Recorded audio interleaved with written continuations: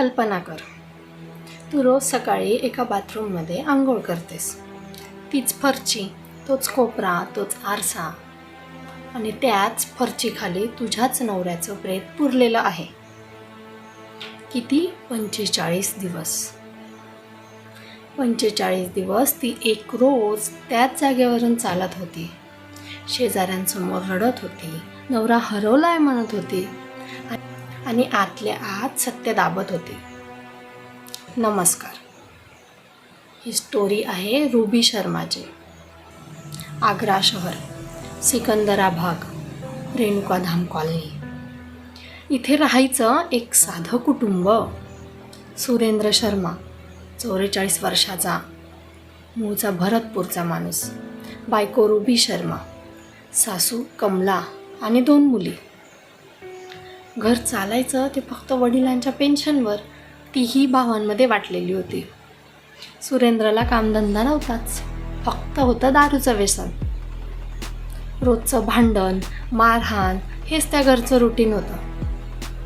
पण एका दिवशी रुबीने ठरवलं होतं की हे रुटीन आता संपवायचं आहे. 18 मे. दोन्ही मुलींना तिने काकांकडे पाठवलं. घरात कोणीही नव्हतं. मग तिने बनवली ती खीर, गोड मऊ अशी. त्यात खिरीत मिसळल्या 15 ते 20 झोपेच्या गोळ्या. सुरेंद्रने ती खीर खाल्ली आणि गाढ झोपेत गेला. आणि मग रुबीने तिथेच त्याचा गळा आवळला.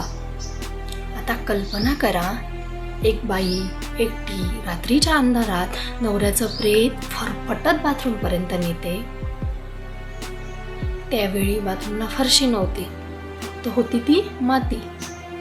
पण तिने मजूर बोलवले, बाथरूम रिपेअर करायचं आहे म्हटली आणि म्हणून माती भरून घेतली, सिमेंटचं काम केलं. काही दिवसातच त्या बाथरूममध्ये नवीन फरशी बसली आणि त्याच्या खाली घाललेलं होतं ते सत्य. मजुरांना कसलाच वास आला नाही, कसला संशय देखील आला नाही. एकदम परफेक्ट प्लॅन होता. 18 मेला सुरेंद्र गायब झाला. रुबीने 8 दिवस वाट बघितली आणि 26 मेला आपल्याच दिरासोबत म्हणजे अनिलसोबत जाऊन पोलीस स्टेशनमध्ये तक्रार केली की माझा नवरा हरवलाय. शेजाऱ्यांना सांगितलं की तो बाहेर गावी गेला, येईल लवकर. ती लोकांसमोर रडायची, काळजीत असल्याचं दाखवायची.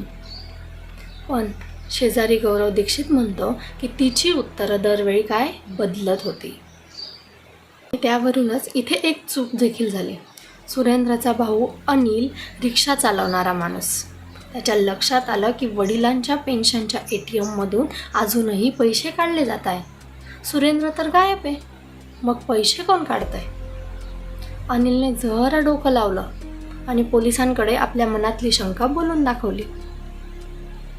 रुबीच्या बदलत्या स्टेटमेंटने पोलिसांचाही संशय वाढत गेला.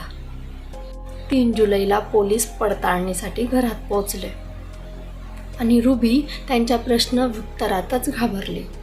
तिचे हातपाय गळले. पोलिसांनी बाथरूमच्या फरशीकडे बघितलं आणि तिथेच काहीतरी खटकलं. फरशी फोडायचा आदेश दिला गेला. खाली सापडला तो सुरेंद्रचा सांगाडा. कपडे कुजले होते.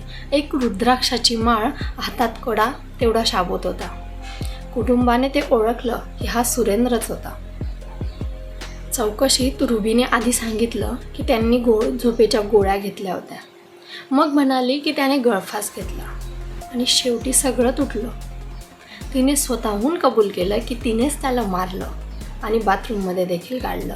आणि सगळ्यात धक्कादायक काय सांगितलं माहिती आहे?